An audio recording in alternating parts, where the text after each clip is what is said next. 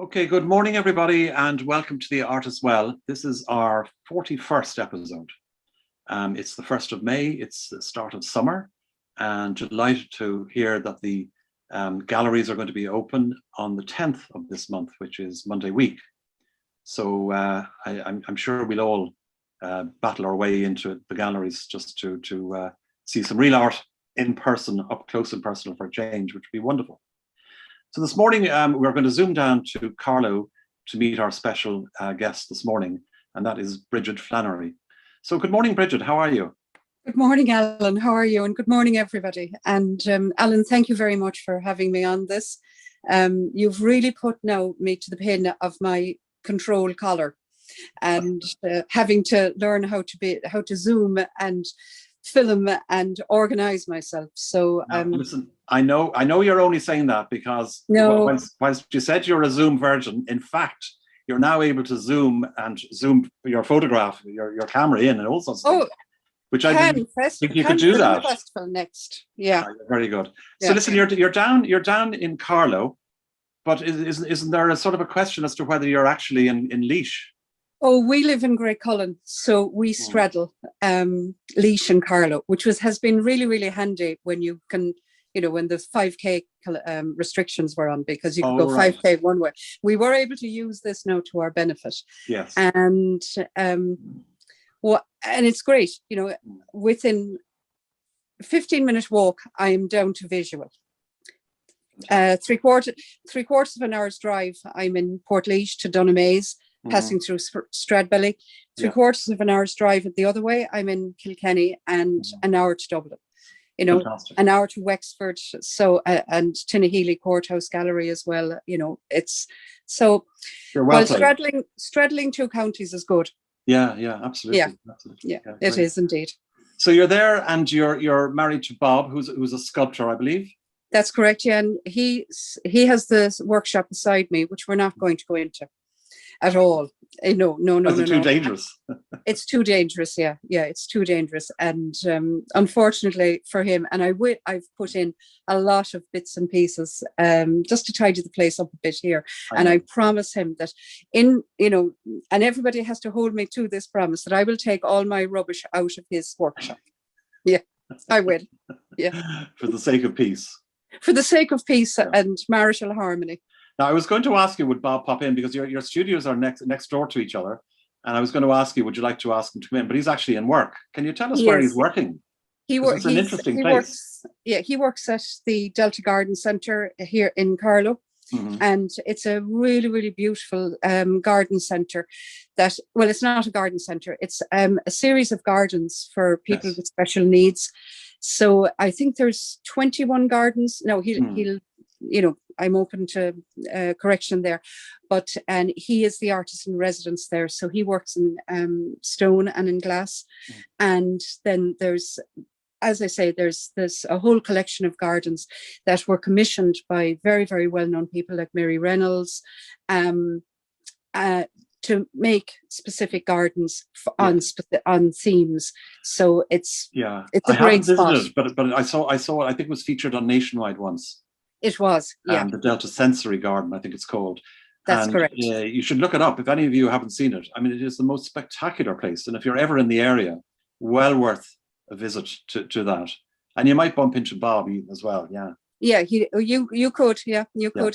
He's working there all the time, and his work is there all the time, obviously, yeah. And you have 3 children?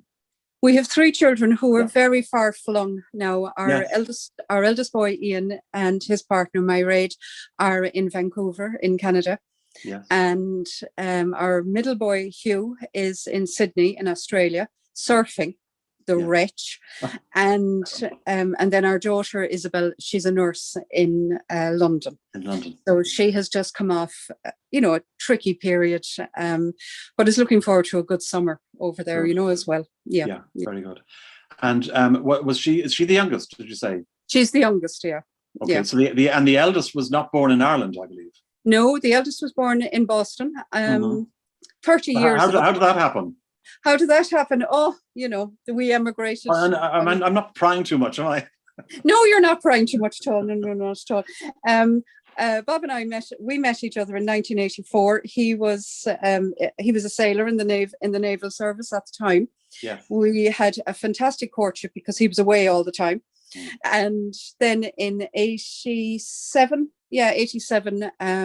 we emigrated to America with 2 backpacks, I think, and came back in 1991 with 16 pallets of stuff and a baby.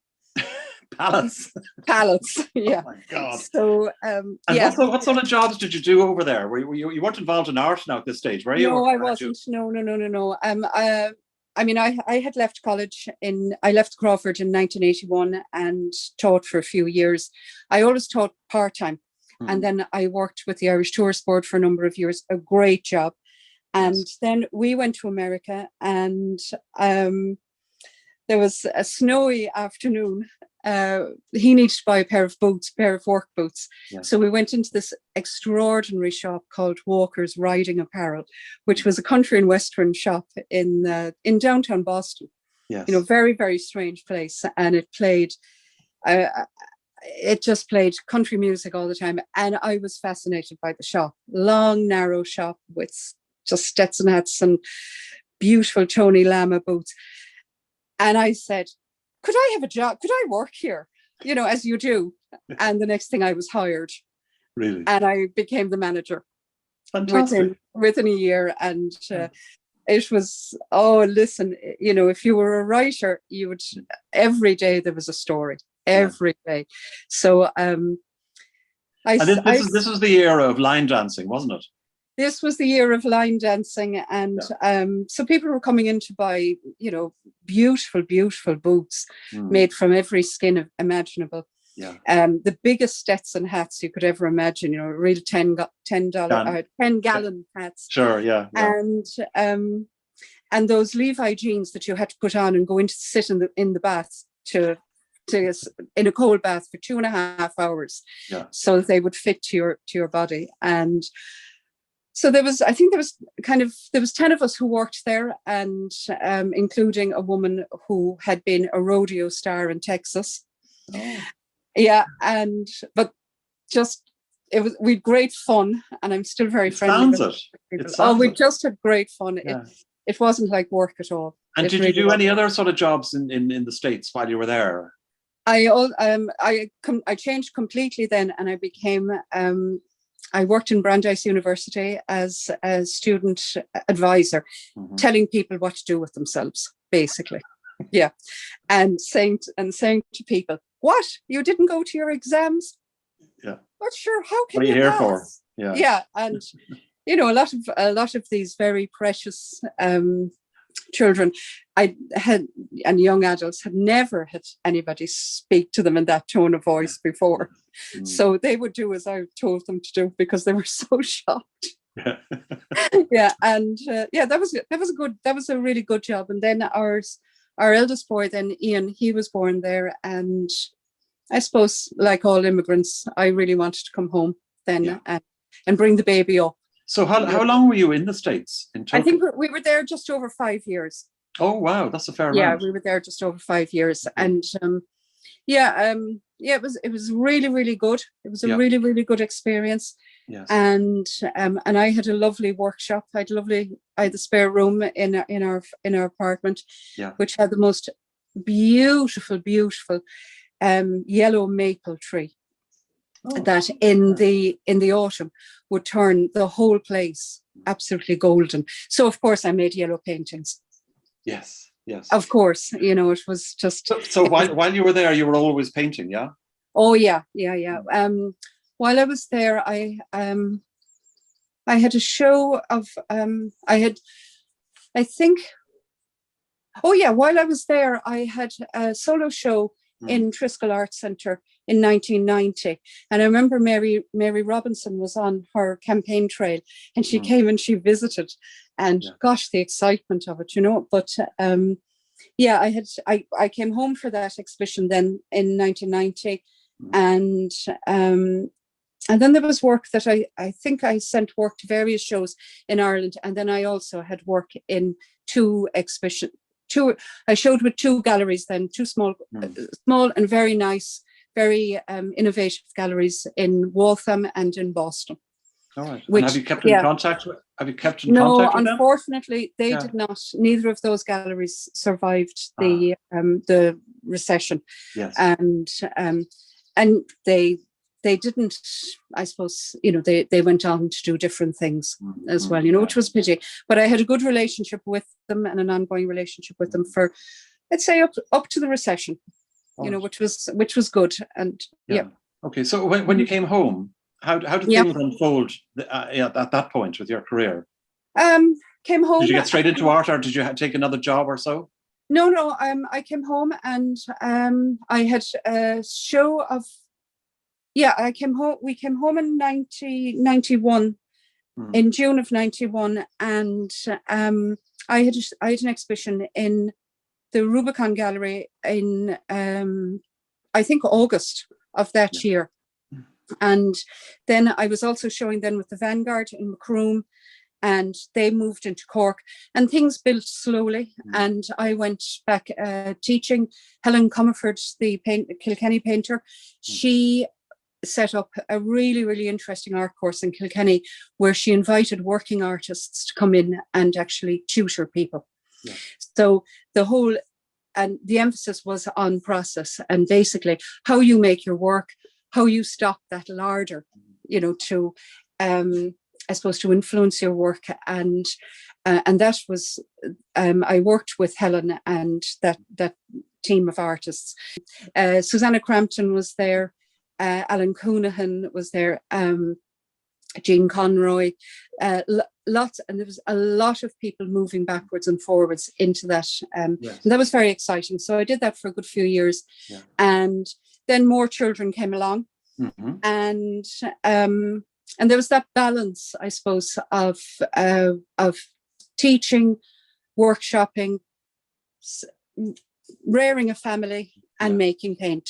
Yeah, and then at that time, I was also invited to join the Visual Arts Committee of the Eggshire Arts Festival.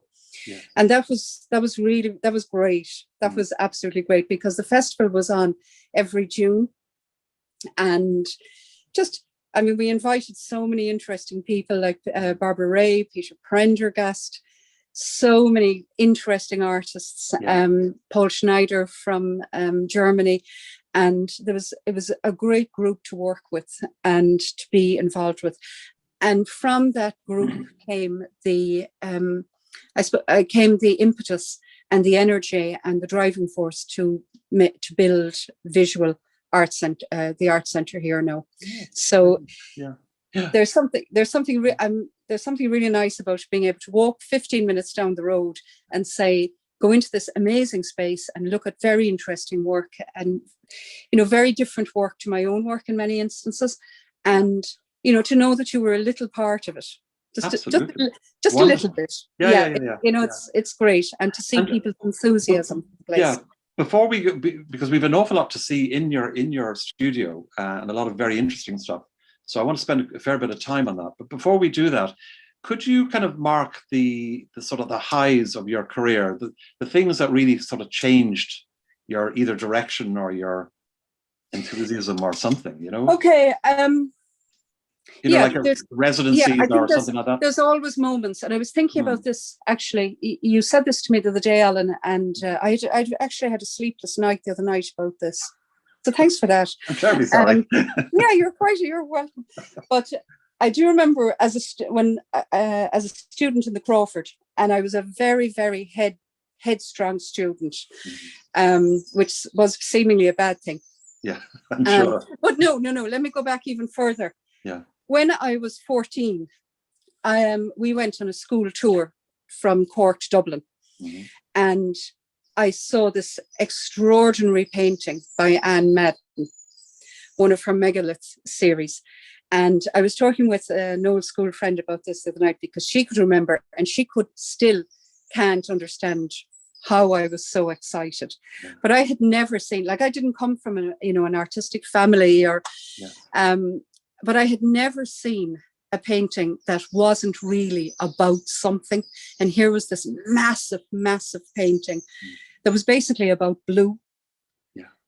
And that was a big moment for me. I mean, I didn't realize it until years later, Yes. but that was one of those moments. I suppose, and then, I went on then to study in the Crawford. And when I finished in 1981, I was awarded the Student of the Year award, which I shared with two other artists, Bernice Corcoran and Donal O'Carroll. And, that was great. Yes. We got money. Yeah. We got an exhibition. And oodles of confidence, I'm sure.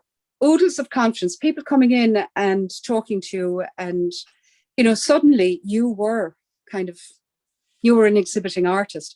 And it was really, really great for my parents as well, because it gave a validation.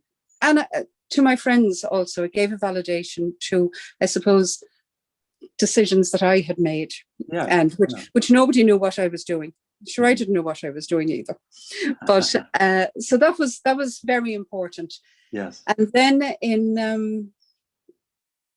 1995, you're working, and things happen, and they really, really upend you, in good and in bad ways. And in 1995, I was invited by the Latvian Artists Association to go on a painting symposium.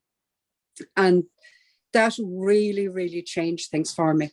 I went back out painting in the landscape, which I had small children at the time, so I didn't go out that much, and but I was away. It was a really hot summer, and it introduced me to a very different landscape. And it also introduced me to galleries in Northern Germany. And I showed then with two galleries in Germany for a number of years as well. And and just meeting, I suppose, a different, just meeting different work. Different work. Yes. And that just being there inspired work, a whole series of work about being outside, about being in water. And it also freed my working process a lot. I returned back to working in watercolor in a very different way, much looser and much more vibrant way. So there was that. I mean, any time that a gallery invites you to exhibit is fantastic. So in 1990, I had been exhibiting with the Vanguard in Cork for a number of years. And in 2000, they moved into Cork City, into a really, really beautiful space. And I was the inaugural show there. And we had, it just looked fabulous. It just looked fabulous, and there was great excitement, and everything sold, and there was just such a buzz, Sure. It was lovely. It really was. Then other really, really good things. I mean, 2 years ago, Sharon Murphy invited me in to take part in an exhibition called Making Art Painting, which was part of a whole series of exhibitions that she was curating on the basis of making art. So she had making art drawing, making art painting, and making art printmaking. Yes. And so she invited me, and I showed with Susan Connolly from Belfast, Geraldine O'Neill, and Liz Rackard. So there were two figurative painters and two abstract painters. And the conversation that went on with all the work was really, really interesting. And it was, in some ways, it was like a little mini retrospective, because she included work from over a whole 10 years of mine in that. Now, I think there was like 8 pieces of work, but it was over a 10-year period. And just that very fine eye that she has was able to put a whole series of work together that actually allowed me to see a progression and a process, and allowed me and gave me the next jumping off point. Right. And and that something like that is really, really important to you. I can imagine. Now, yeah. in between times, when you were 50, you suddenly decided to go to college. Am I allowed to say that? You can. Well, seeing as I think. Or would you rather I use the year?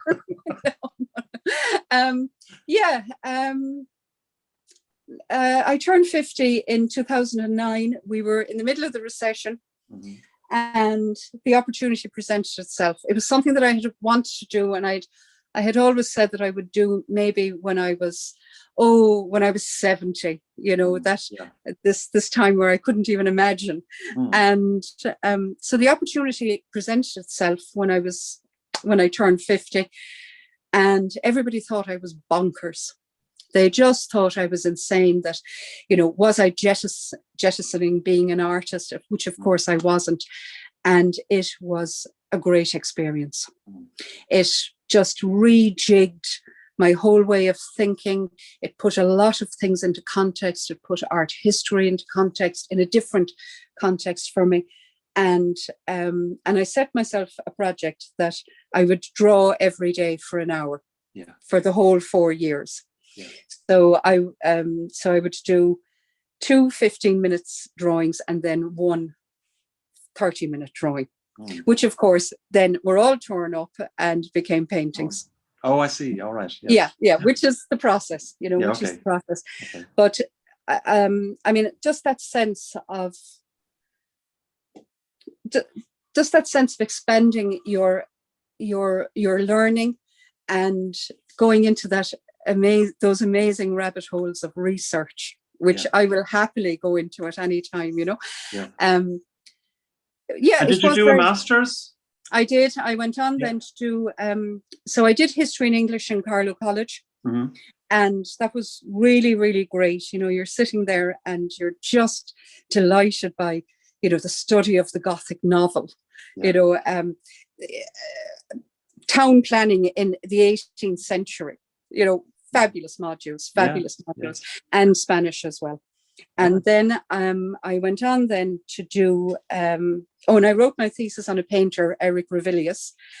And then I went on to do a master's, which was about the importance of radio in nation building. And that was really interesting.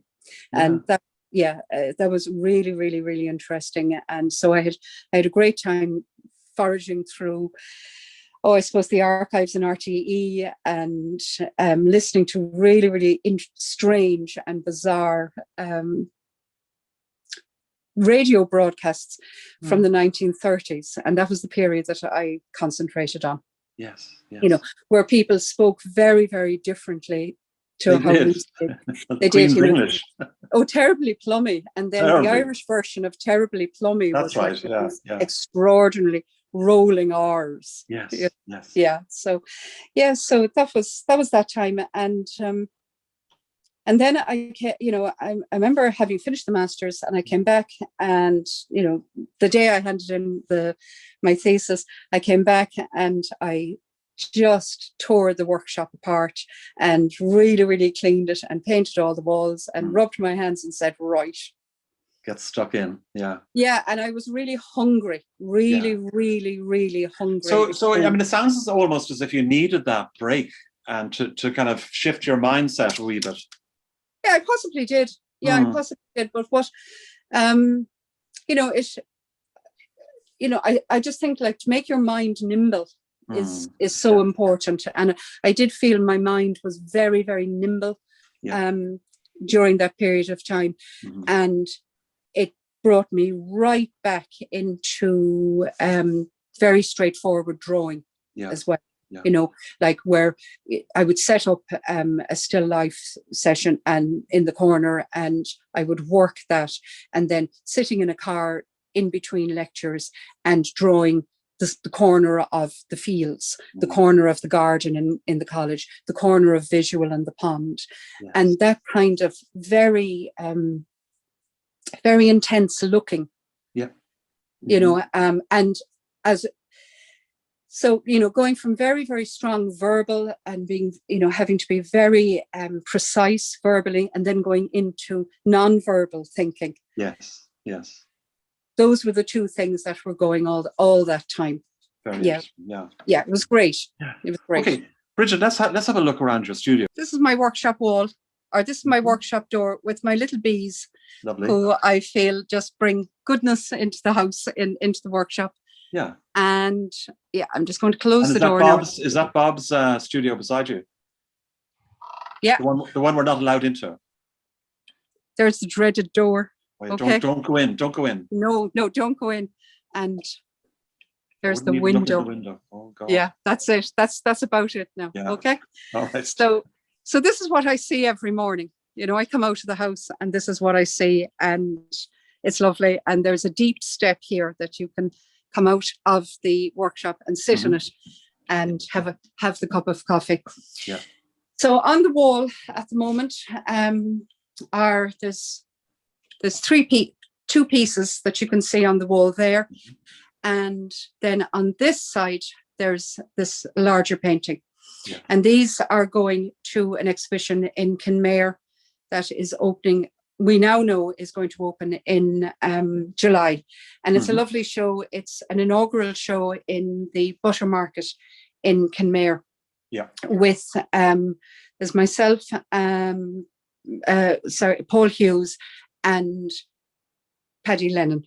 And we're very excited about this show, and lovely space and fantastic, wonderful to be invited as well, you know. So this quick overview, back wall with books and bits. And good lighting above. Oh, lovely. It's absolutely gorgeous lighting. There's panels, there's perspex panels. Yeah. And you know what's really lovely is when it's raining, there's a lovely sound. It's a really, really nice, very gentle, just very, very nice sound. Very soothing, yeah. So, yeah. So back wall and door with bibs and braces and things to put on that will kind of keep you clean. Yeah. Yeah. So let's see now. I'll just go to my workshop table. Yeah. Sorry. So like Tim Goulding, I have a yoke of a thing. That follows me around and has my paints in it. And what sort of paints do you use? Okay, I work in acrylic all the time, Alan. Okay. And the happiest day of my life was the day I discovered acrylic paint, because it has no smell, it has no personality, and it has very little tradition behind it. Right. So that made me very happy, particularly the fact that it had no smell, because I could actually see and it didn't make my eyes what's the word? Water. Or sore even, yeah. Oh yeah, very sore. So I use Brera, wonderful acrylics made by Mayamera, Italian. I use those. They're my preferred paints. And can you get those locally? I can get them in Kennedy's in Dublin. Okay. But I'm running a bit low on them at the moment. But I've also been using these really, really nice paints by Sennelier. Okay. Very, very, very strong pigment, very good pigment in them. And I can get those through either Evans in Dublin or Cork Art Supplies. And then I also use golden acrylics as well. Yeah. So they're the three that I use a lot, and they've very good coverage, good body.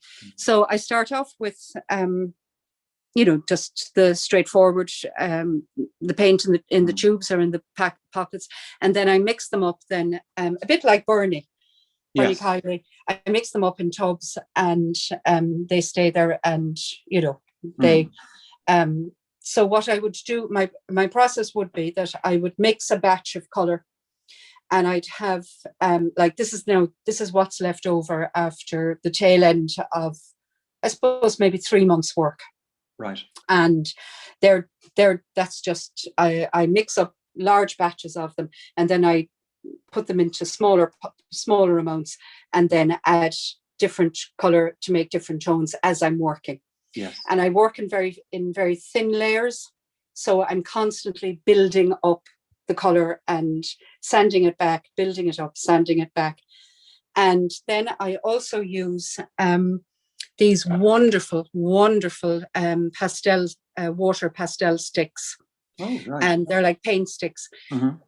And so I can make a mark with those and then just work into them. And I take those out a lot when I'm working outside. And presumably putting cling film over the tubs there keeps it moist. It does dry out or prevents it drying out. Exactly. And it's very simple. You just spritz it, spritz it with water, and then cover it with the cling film. And then they're fine. So those paint sticks, I use those out a lot when I'm drawing outside. And this time last year, I we were still on lockdown, and I walked the river a lot. So I ended up making a series on these fabulous sketchbooks that open out. They're concertinas. Yeah, they're absolutely wonderful. Hold on. Yep. And so these sketches were made with those water pastels and watercolors. So these open up until they come out like that. Wonderful. Oh yeah. I mean, and where'd you get those? I get them online from a company in Brighton, C White of Brighton. Okay. And and they're great, and you can just you can make a whole book of them. So I called this book my river book. That's wonderful. Yeah, yeah, it's lovely. And of course, like you have the other side then as well. Ah, yes. Yeah. So that was they were so I mean that was my lockdown book. And I'm looking at it again today because new work is marinating. And and there's something scratching around in me that I want to make, so I'm very happy to revisit these. And another book that I made then 2 years ago, which I called the summer book. Bridget, can I interrupt you there for a second? Josephine Dickinson has asked, can you spell out the name of the supplier in Brighton? Oh yeah, C White, SEAWHITE, C White, of Brighton. Okay, that's great. Thank you. And you get them through. I get them through Amazon. I'm not sure how it will work now with Brexit, but and I think they're. It just cost a little more, I'd say. Yeah, probably. I think they're about €16 each for that size. Okay. Yeah, but sometimes they have special offers that if you buy 3, you get a second one for half price or something like that. So they're well worth it. So this is my I work flat on my table, and I have this table, and then I have 2 other fold up tables that I extend as I need them. And so when I'm working, there's the pots on one table usually, and I use regular house brushes and Aldi's Best brushes, which are great. I'm very rough with brushes. I'm not, and I probably don't have great respect for them, so they get a terrible doing. So you're like Bernadette Kiley then. Brushes. Oh, listen, I'd say we probably buy out Aldi when they happen, But what I use an awful lot are these scrapers. And so I have squillions of those, and they are treated very well because I use them an awful lot. Yeah, but they'd last anyway. Yeah. Pardon? They'd last anyway. Oh, I broke 2 of them this morning earlier. Yeah, I couldn't believe it. It was the nervousness, Alan. It was the nervousness. Yeah. So, like the workshop table, would start off like this. The pots, the notebooks, there'd be sketches. Like I'm looking at these sketches that I made. I did these on the river last week, just looking at the lines of water. Yes. And then there's always these little small sketches that I find in the backs of books or in the back of jeans pockets. I seem to be constantly doing this. And color-wise, then I'm just going to go down now quickly here. Sure. Color-wise, I would use a lot of stones for my color. Yeah. So these ones here now, this came from Nahant Beach in Boston. That's older than Ian Frazier, our son.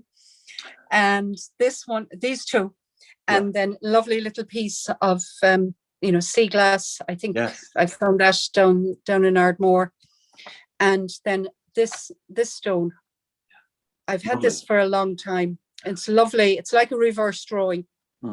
And you see, so we have like the drawing lines and then the stone lines.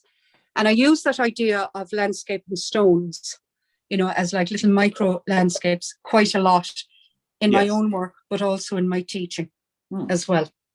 Because it's great. It's great to look. It's great to look at the landscape, in all its ways. And Bridget, when we get back to normal, will you be doing workshops again? Yes, I will. Yeah.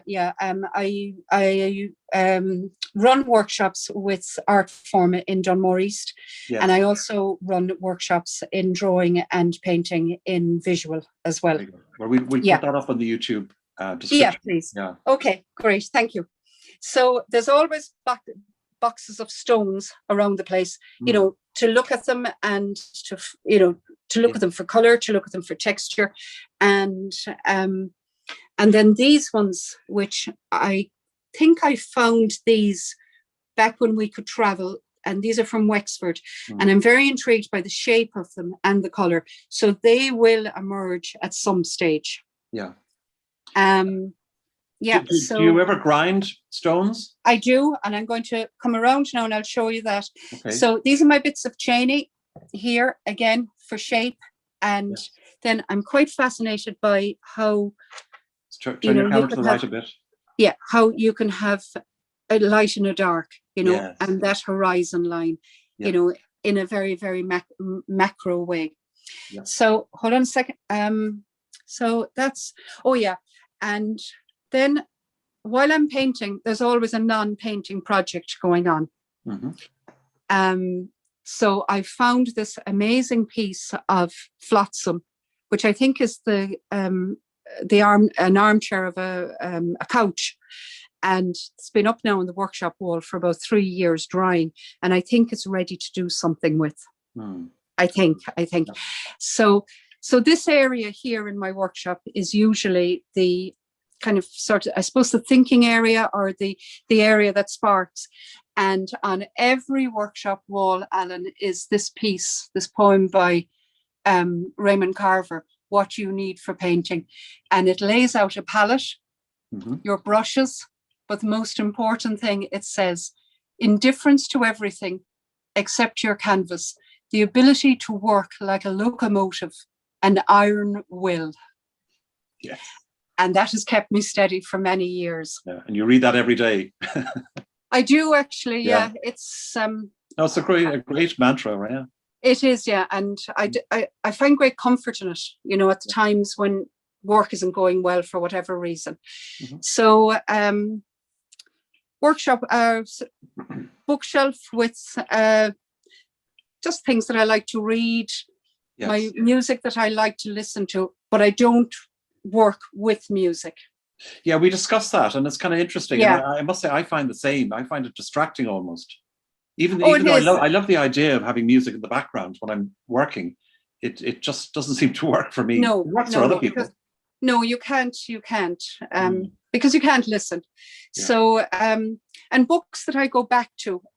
This was a fantastic. You were asking about pivotal points, but that book, Unquiet Landscape by Christopher Neve, was just an amazing book. It came out in 1991, and it was reissued recently. Absolutely, just a wonderful book about looking at landscape, looking at painting, making landscapes. Yes, as well. Okay, so that's there. Let's see now what's here. Children playing on the strand. Husband and daughter going bonkers on some sort of a hurdy-gurdy ride. Yes. Notebooks, sketchbooks, shoe boxes that say mad things like small pieces of timber. Yeah. I think that's the day I turned into my father. Yeah, so that's Wonderful. that. Wonderful. And then this wall then here, of course, this then is another non-painting project that I have, that I'm working on for a long time, about picking up trawler trash. Yes. And doing something with them. So I've been making these for quite a while, and they're great fun to make. And they're very different to beautiful the colors. They are beautiful. Yeah. And then there's a table here then that has lots more stones. And I grind these. So this is a very, very nice sandstone, very soft sandstone. Not a sandstone, sorry. It's a shale from a Wexford beach. What's the name of it? Sandeel Bay in Wexford. And really, it makes a beautiful color. So a beautiful, beautiful soft grey. Some more, these are from, I think these are from Waterford. Yeah, more shales. Beautiful, wonderful, wonderful sandstones from Ballyquin in County Waterford, the place where I spent a lot of time. Yeah. And I grind those using a regular little rasp, kitchen rasp. Yeah. Mix them with gum arabic or an acrylic medium, and just get really, really nice colours for being yeah, and I love that, being outside and just working with the colours that you have there. And last year was great because everybody was having barbecues, and so loads and loads of burnt charcoal on the strands. Yes. Yeah. So so that's I mean that's the work, really. Yeah. That's the workshop. It's very industrious looking, I must say. It is, and then I have here. Then I have the batch of new boards to kick off for the next. So you don't use canvas? No, I haven't used canvas since. I can tell you when I last used canvas. I think it was 1982. Yeah. And I was working I had a fabulous workshop in Cork City at the time. And I was working on these enormous canvases. They were, I think they were 8 foot by 24. And I went and I spent 2 years working on 2 of them, and went in and looked at them one morning and said, these aren't working. Yeah. Took the canvases off them, cut them up, made them into smaller pieces. And the actual canvas, I gave the canvas to somebody else as well. And I've been working on boards since. Okay. Yeah. And you get those made up especially for you, do you? I get them made up. There's a friend of mine makes them for me, and the larger ones are MDF, non-formaldehyde MDF, and then they're backed with 2x1s, and then the smaller ones are birch ply. Okay. Okay. All right, Bridget, we're going to go straight into your showing some of your work. Yeah, these 2 pieces are from, I'd say, 1980, 81. And the piece with the white shape, that's painting called Tusker. And it was the end of my second year in art college. And I can remember, and I was working on a long series of etchings and prints, and they were really, really piling up. And then I was working on a series of drawings as well. And it was a project, that I was building up, I suppose, my own, how I looked at things and how I made things. And I tore my drawings up I tore the prints up and used the shapes in the prints to add them on to collage them onto thicker paper. Yes. And suddenly everything worked.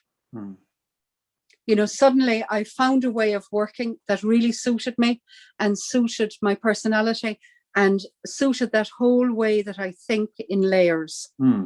So that painting was made, and that was one of a big series. And at the same time then I was picking up I had was picking up all these little pieces of flotsam and jetsam and painting onto those. And they became the basis of my degree show. Yes. Yeah. Okay. Oh yeah, these are two of the drawings. These were quite big drawings. They were 95 centimeters by 120. And they were, I was down in Ardmore in County Waterford, where we spent a lot of time. And there was this fantastic shed out the cliffs that I was drawing the outsides of and being inside and looking out at them. Yeah. And I think at the time I was reading, I can't remember. No, I remember at the time I was reading a lot about places. I think I was reading a lot about houses and spaces and abandoned spaces as well. So, but they all started, it was that moment where everything started to fit into each other. And I suppose I was building an aesthetic and a process as well. Yes. These are from, I think, 83, 84. Bob and myself had gone to America on a visit, and we spent, I think, a month down around Arizona, and I was completely blown away by the dryness and these dry yellows. I was also very interested and becoming more and more interested in archaeology at the time. So the smaller painting was called Sight by the Sea, and the larger painting, I think, was called Paiute Spring, I think. Yes. But and again, I was, that was that period from having left art college in 1981 to 1991, that 10 years where you really are building and storing up that larder of experience. I was reading a lot about, I think, psychogeography, and I had never been in this landscape. I had never been in a landscape that was so big either. Yes. Yeah. Oh yeah. This was for that exhibition, that inaugural exhibition in the Vanguard in Macroom, and that was 2000. And this series of work, that I think that was 80 by 80 centimeters, and I've never seen that heart before.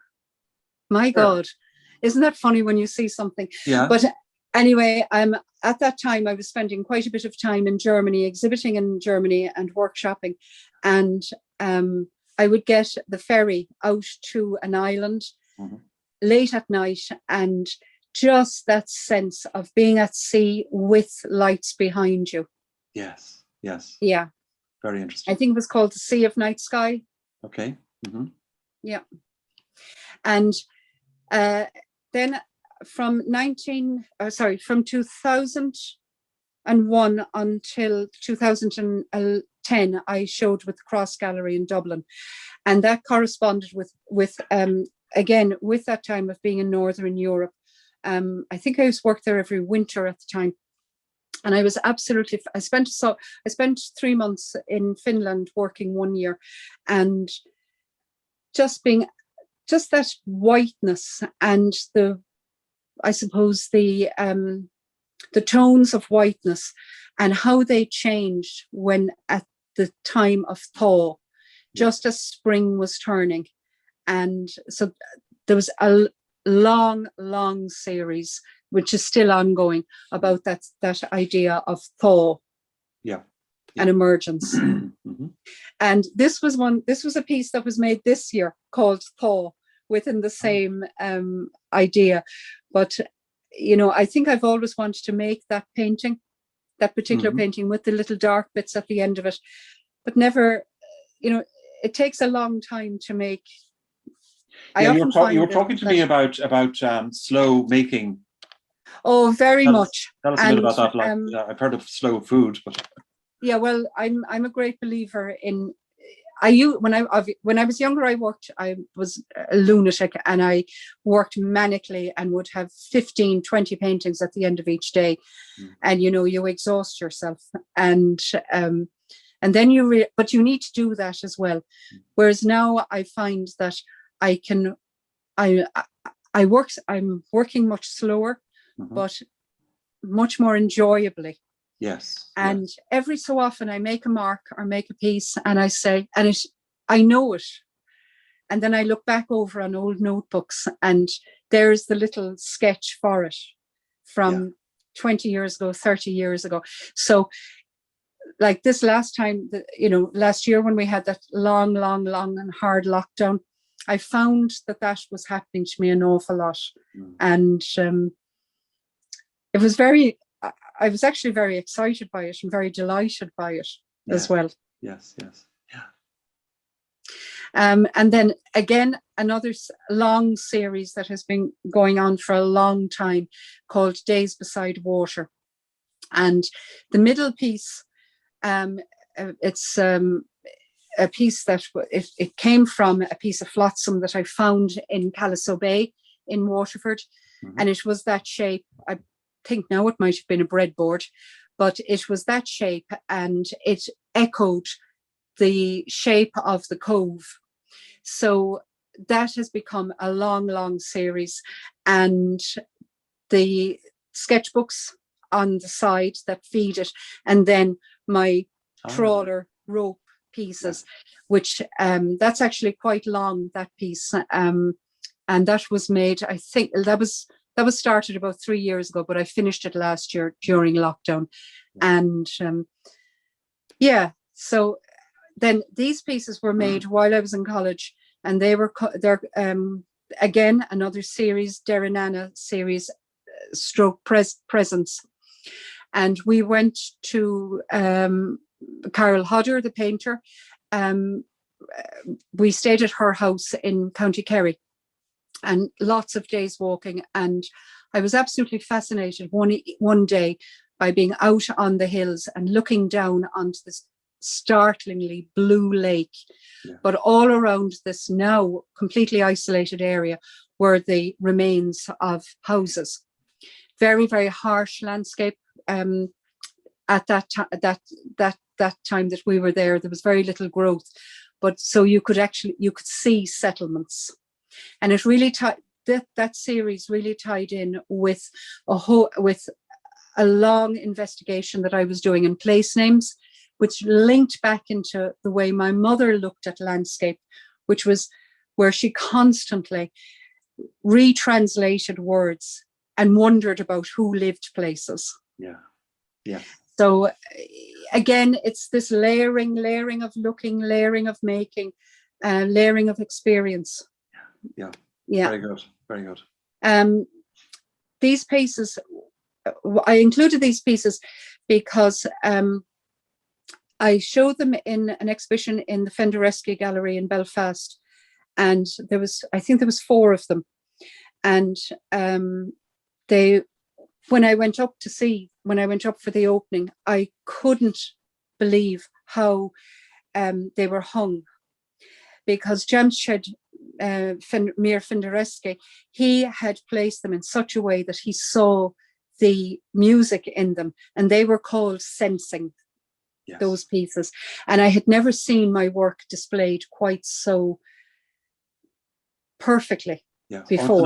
It's an art in itself, isn't it? Oh, it was extraordinary. It was an extraordinary experience, and a very rich experience, and really enriched my making as well. This painting, I was invited by the RHA to exhibit, and I was working on this piece, and I said, I'm putting that in. I really wanted to see it in a big space, and it looked great. And it's a very large piece, is it? Pardon? It's a very large piece. It is a very large piece. It's 120 by 120 centimeters. So I think 4 by 4, is it? And at the time I was reading a lot of Lorca, and so I called it Deep Song, or Canto Yando. And then and it now is in the Carlow Art Collection, which is housed in Carlow College. So I have visiting rights to it, which is really lovely. Good. Yeah. That's nice to have. Yeah. This was a piece that was made. I think it's 100 by 100, and I think it was the painting that I always wanted to make, but never had the, I suppose, the confidence to make it. And it was a painting that took, I'd say, the best part of 3 years to make, and was resolved one morning by just scraping back a line. Really? Yeah. Yeah. And then I had it up on the wall, and then the other two pieces were just there, and suddenly a whole exhibition happened around that placement. It reminds me of Eamon Coleman saying he waits till the paintings talk to him. And once they start talking to each other, then it's time for the exhibition. Oh, it is. And yeah. So that was, I think that was last summer. Was it? Yeah, I had finished a long series of work, and really, really, really wanted to get back into drawing. And I had been listening to a long series of music, very, very long tones, long stretch tones, some music by Benjamin Dwyer, who's a good friend, and a series of work that he had made in response to Beckett. And I remember listening to that work and knowing that I wanted to make a series of drawings, and these drawings emerged. But they also reminded me of work that I had heard by David Fennessy. And between the two of them, I ended up with a big series of big drawings and small drawings, and really fell back into drawing by being in that space of listening. Yes. Yeah. And is your medium charcoal there, or is it crayon? Charcoal, Conte, big lumps of graphite. And they were big drawings. I think they're 120 by 120. Okay. Yeah. Okay. And this painting was kicked off by hearing Benjamin Dwyer's Residuas for Beckett. And we, every Sunday for years and years and years, Bob and myself, we go to the noon concerts at the Hugh Lane, and we miss them so much at the moment. But I just remember being blown away by that series of music by Benjamin, and just sitting with it, listening to it, sitting with it, and drawing it, and drawing from it. And then again, this painting happened very quickly after 2 years of listening. It's a lovely painting. Yeah. Now this is kind of special, isn't it? This is, yeah. I loved making this painting, and it's 100 by 100. It was exhibited last year with the last piece as well at the Solomon Gallery in September, and the OPW bought it for the National Collection. Wonderful. So I was thrilled with that. Oh, congrats! That's great. And it was a terribly romantic painting that happened. Can you explain that? Yeah, I was a bit taken aback by it, but and I really grew to love it. And then I suppose last year, a lot of these were made last year during lockdown, where long days in the workshop, long days, and not being able to travel, not being able to go away, not seeing friends. So there was a certain longing, I think, in all of them. Yes. Yeah. Very good. And this was from the same period. And I really surprised myself by using green. I rarely use green. And this painting happened before the River Notebook. But myself and my great friend Pauline Muldowney, we've been walking the Slieve Bloom Mountains for the past couple of years. And, you know, places seep into you. Yeah. And that's all I can say about that piece. Okay. So this was the workshop this time last year. All right. Okay. Yeah, this was May last year. And this is in preparation for the exhibition, yeah? I didn't know that exhibition was going to happen. Okay. Yeah. This was work. This was work. And I put them up one day and just had a wonderful week sitting with the work. And this is something that I really, really find very important to put the work up and to sit with it and see where you're going to go, you know, draw from it, see where you're going to go with it, you know, what does it tell you? And there's a yellow painting there with a red shape in it that I realized was actually the pier in Ardmore. Is there? Yeah, that's it. And I hadn't seen that when I was making it. Yes. Yeah. Lovely. And that's the same series. And I think that is going to be the kickoff for the next series. Is it? Okay. Yeah. There's always a painting that is a little bit awkward. And I've found over the years that is the piece that kicks off the next one. Interesting. Yeah. Very good. All right. That was wonderful, Bridget. Thank you for that. Thank you. Now we're going to go straight to ask people or get a couple of comments or questions. Attracta Kennelly says, where do you buy the water pastel sticks? Oh, I get them in Evans or Cork Art Supplies. Okay. You know, whenever if I'm in Dublin or if I'm in Cork, I'll just go in and buy a load of them. Yeah. Leslie O'Hanlon says Kennedy's have them and Evans can be bought separately too. Yeah. Okay. Yeah. Thank you. Owen, I love the idea of seeing a landscape in pebbles. Oh yes, Owen. I mean, you know, that's a lovely idea. You know, to give people a bit of inspiration is to look at stones and see because the variation in stones is just unlimited, isn't it? Well, I was very lucky. I had a fantastic geography teacher when I was in school, and she used to say to us, "If you look at stones, you'll see their landscape." Yeah. You know. Yeah, that's where that came from. All right, Jacinta Monk says, where can you get the Brera acrylic paints? I get them from Kennedy's. Yeah.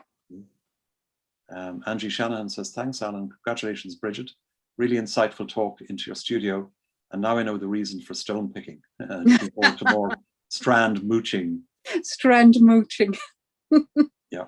Tim Goulding says, Vanguard Cork show was pivotal. Stunning show. Pardon? Sorry?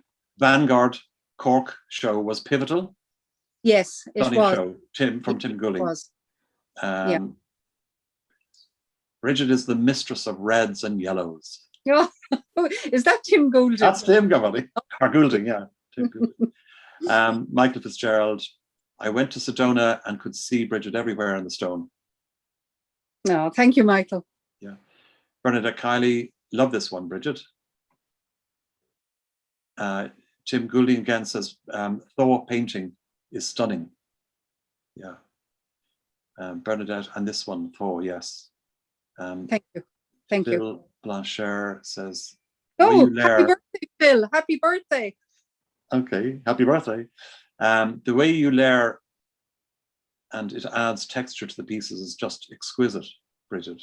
Kellyanne. And the pieces of fishing nets are just wow. Trawler trash. It's reminiscent of something else. Yeah. Angela says, absolutely beautiful work. Thank you, Bridget. Tim says, love the Lorca piece. Catherine Green says, I really like the Lorca. Am I pronouncing that right? Yeah.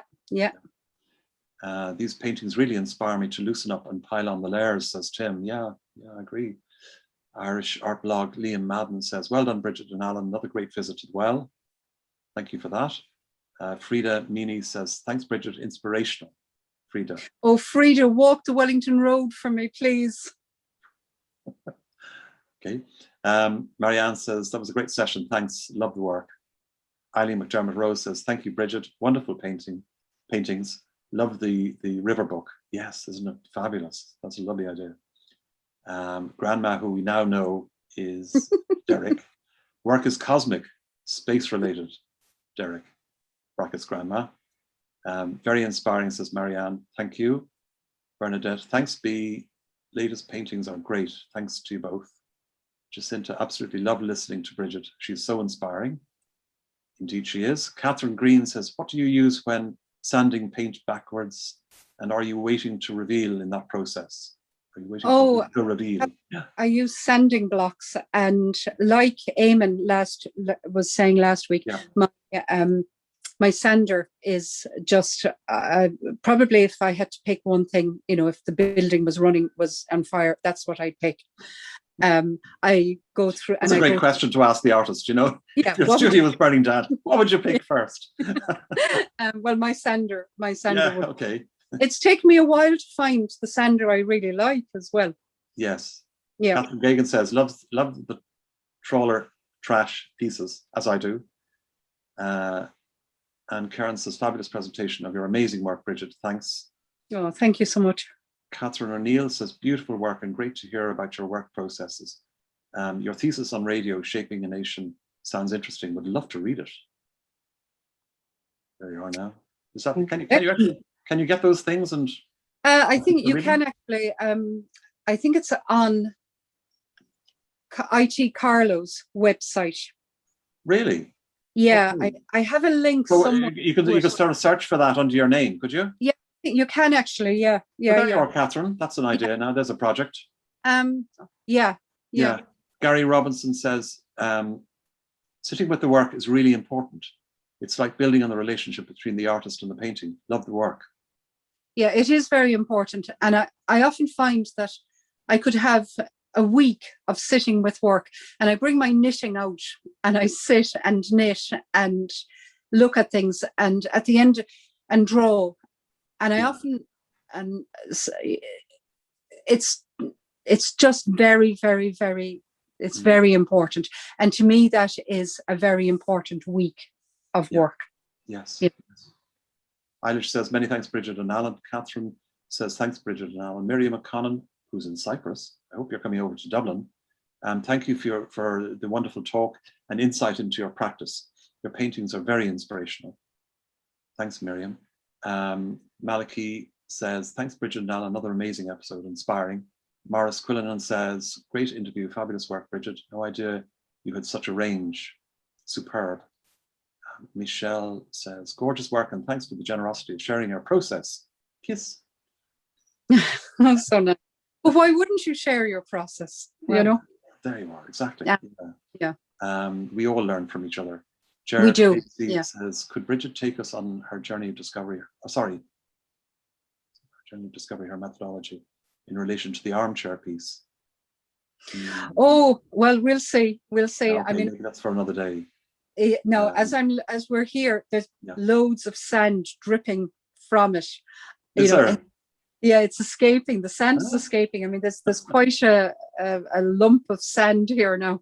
Is there? Okay. Yeah. Margie Dunn says, love where you get your inspiration from. Yes. Wonderful presentation, Bridget, says Jared Casey. Leonard Shields says, thanks, Bridget and Alan.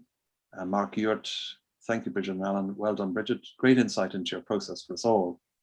Angie Shanahan says, great title for a painting or poem. Older than Ian Frazier. Soon. Yes.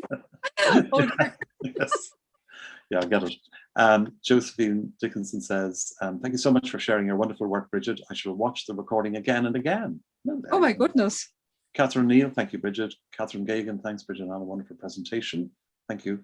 Morland says, I could look at that blue shaded Jetson for hours. Yeah. Danny Osborne says, thanks so much, Bridget. Danny. So I think that's about it. Thank you. Yeah. So listen, I mean, you have a lot of fans there, Bridget. There's no doubt about that. So sweet. Thank you. Thank you very much. You have been very generous. Yeah, yes, thank you. You have been very generous in sharing your process and your inspiration, the things that give you inspiration, which is what we're all about. Yes, it is. Thank you for that. The one question I always ask an artist is if they were able to take one piece of art from anywhere in the world, any museum or private collection, to adorn their walls at home. In your case, what would that be and why? Well, of course, when you asked me that, I wanted to a Morandi, but Tim Goulding the Wretch has the Morandi that I wanted.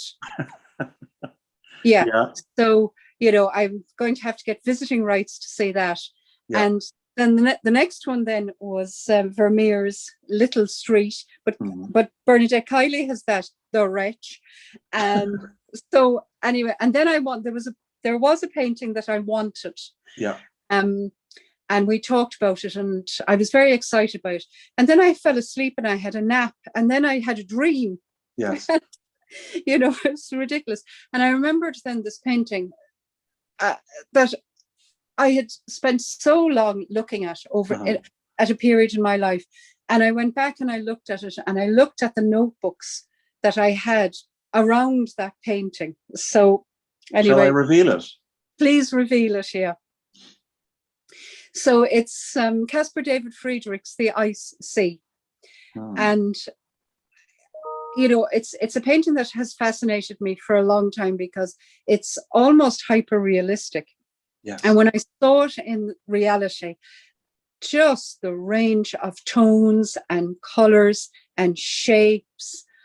I mean, I was completely blown away by it. And it's in the Kunsthalle in Hamburg.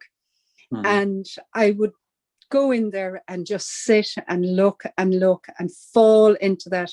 And, there was lots of people, tour guides and gallery guides. And, my German was never good enough to understand what they were saying. But then I realized I didn't want to know about it. I didn't want to know about the context or the history or anything about it. I just wanted to look at this painting for itself. Yes. And just a lot of, and just to really, to see the painting as what it is, an object that just takes you on different voyages. And I still don't want to know anything about the context, even though I do know quite a bit about Friedrich. And you're afraid it might ruin something for you. So some little emotion. It might ruin some emotion for you. Yeah, it would. It's already built into you.